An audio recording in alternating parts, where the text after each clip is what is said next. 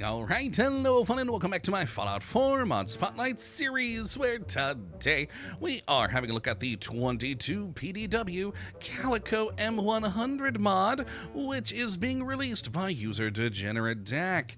And what this glorious little piece of work looks to add into the game is an absolutely amazing new 22 caliber submachine gun inspired by the real world Calico M100, and I quite like this thing, as it is a Cold War designed weapon released in the 80s, and so already right there for the historical aspect of it, I enjoy it.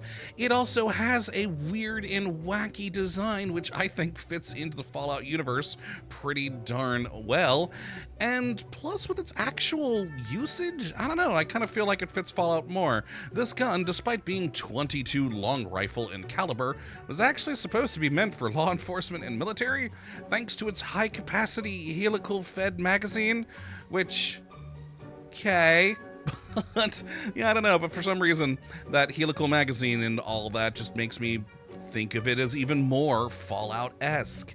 And overall though, it's just a cool looking weapon. So let's jump on over here and have a look at what all we are getting with the 22 PDW, which in its most basic and standard form will do just 9 damage with a 38 round, with a firing rate of 109, a range of 107, accuracy of 67, and a weight of 8.2. Overall, not too shabby there in the slightest. And as you can see, it is a weird looking gun. It of course does certainly look the part of a Calico 100, at least for any picture I've ever seen of them. It's got this weird sort of sci-fi-esque look to it, but also certainly some recognizable design elements. I mean, there's certainly been things like some inspiration from AR-15s in here, which, interesting, very interesting. And then in the back, you just got that gigantic helical magazine, which is really, really cool. And thanks to the various modifications you have here, which in total there's more than 40, you've got the ability to change this thing up pretty nicely, mostly stat-wise, but some of said stat items also will change it up pretty neat in the aesthetics category as well. For instance, there's some wooden parts you guys know I always love, because in my opinion, it's not a gun unless it's wood and metal. And it's just a fun design and an interesting looking weapon, and I do like all the details on it, including these stamp bits here for like M100, 22 long rifle. It's just really cool. Now on the ammunition, we should talk about that here, as we also talk about how you get your hands on this thing. And of course, the real world gun is 22 long rifle. Then the game though, as you saw, it's 38, but that's if you choose the vanilla download of this mod. There is also a second optional download that you can grab if you have munitions mod installed, which will give you actual 22 long rifle rounds to play with. So yes, there is compatibility with munitions. It just depends on which version of the mod you download. And of course, for these videos, I always tend to choose the vanilla one, just for simplicity's sake for end users. But yes, you can get 22, which is pretty neat. Now, there are no other requirements, thankfully, and even, I mean, the munitions isn't a requirement, it's an optional download. But once you've got it all set and installed, it's going to be pretty easy to find this gun, because it's an early game weapon, very early game weapon. You will start to see these in the world at level 7 on pretty much everybody. It'll be on Brotherhood of Steel, Raiders, Gunners, Minutemen, Railroad Agents, and of course in vendors. And there is also one unique version out there in the world for you to find. So yeah, not going to take you long to get your hands on one of these, as it is being, intended as 22 long rifle. It is certainly meant as a pretty early game weapon.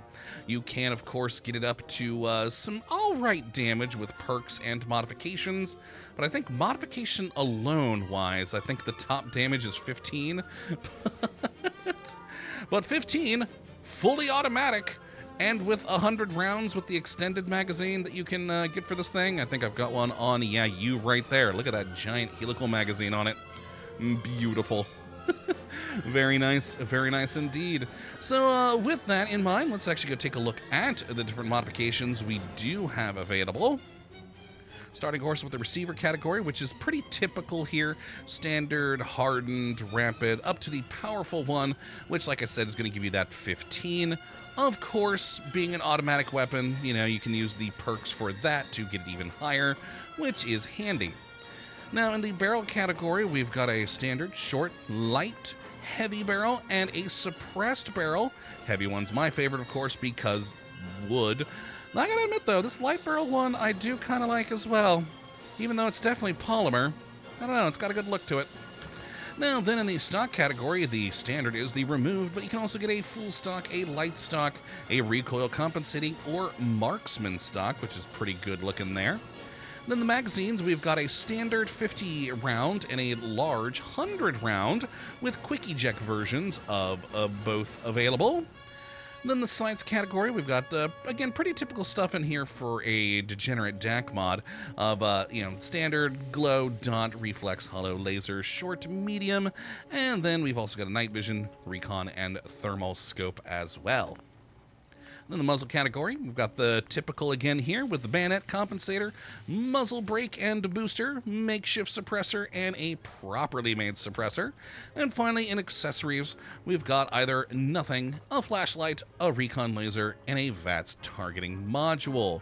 So overall, a good list of things that'll really help with your various stats on here, and can allow for, well, always the same type of gun, frankly. It's always going to be a submachine gun. But, you know, you can make it into something that's a bit more, in your face with rapid fire, chewing through 100 rounds in the extended magazine. Or you can try and go a bit slower with heavier damage with something that, might be a little bit more sneaky. That's up to you. But in the end, it's still fully automatic. Every receiver's fully automatic. It's a 22 caliber submachine gun. So let's take a look at it in its standard form first. And fun thing for this is there are custom sounds and animations for this, which is pretty neat. So let's take a look at the firing and, of course, those custom things.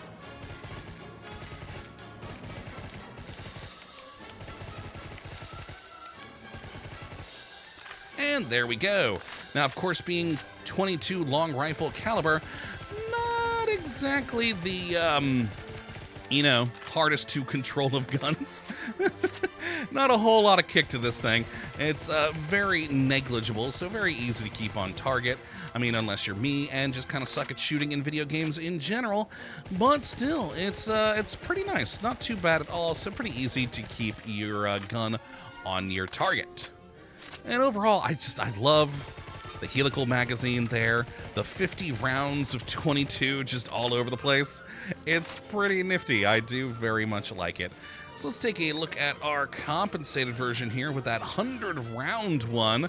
And of course, a nice little dot sight? Which one did I go with? I don't remember. Hold on. It's going to bother me if I don't look it up. Reflex sight, that's what that one is. There we are. And fire.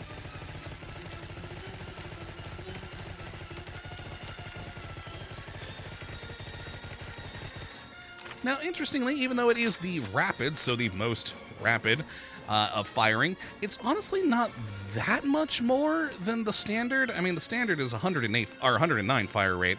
This is only 127. I personally would have thought that it would have been a bit more. But still, I mean, 127, not too bad. It certainly will chew through those 100 rounds pretty quickly. With a, each one only doing 9 damage, but still, that's, if every one of them hits, 900 potential damage, which is pretty sweet. And then, of course, back in here for the suppressed one, doing the 15 damage, the highest it can do without perks.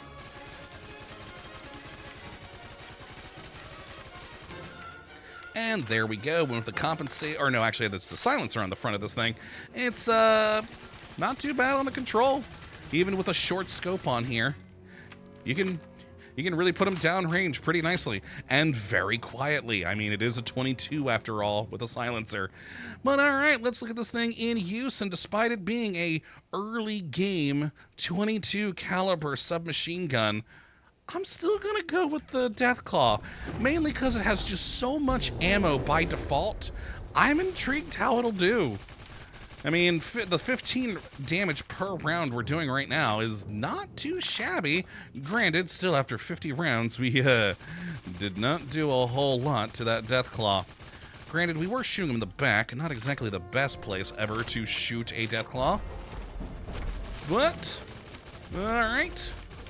Still, this is magazine number 3, and we're almost a half. Alright, there we go. Yeah, I think that's my favorite part about this thing, though. It's just, even by default, the excessive amount of ammunition. And with the extended magazine, even more excessive amounts with 100 rounds on there. It's pretty nice. You are going to chew through a ton of rounds, though, with this thing, with its firing rate. And, again, the low damage, but then again, it is a more early game weapon, so said damage is a bit better for that period in the game. Alright, there we go. Almost got him. You know, let's switch to the 100 round one. I mean, it's less damage, 6 less damage, but we got more bullets. Yeah, take that, Deathclaw. Oh, God, run. There we go. Boy, there we go. He's almost down. We might be able to take him down with this one last magazine. Oh, boy. Oh, boy. Come on. Stop going back and forth, please. I know I've got 100 rounds. There he goes. He's down. Keep on firing. Make sure. Thank God I spawned in literally thousands of bullets for this thing. Because it's just... It just goes through ammunition so quickly, but I love it. It is, you know, based off of a real-world gun that's kind of wacky and weird in and of itself, but was a real thing that was manufactured and sold, and actually is still sold. They actually had to stop selling it, if I'm remembering correctly, because of the firearms regulation because of its automatic nature. But then they started making it again fairly recently. You could buy new ones of these, which is kind of cool. And plus, you know, it's been in a variety of sci-fi movies because of its interesting sci-fi design. And with all that in mind, I think it fits into the Fallout world very nicely and is just a fun gun to play with. So if you'd like to take a look at it for yourself, which I'd certainly recommend you go and do, you have a look at the link in the description of the video as per usual. But that, my friends, is going to be it for this one today. Hopefully you have enjoyed, and you do come back for whatever mod it is we look at next. Until that time, thank you for watching as always. Well, have a good one.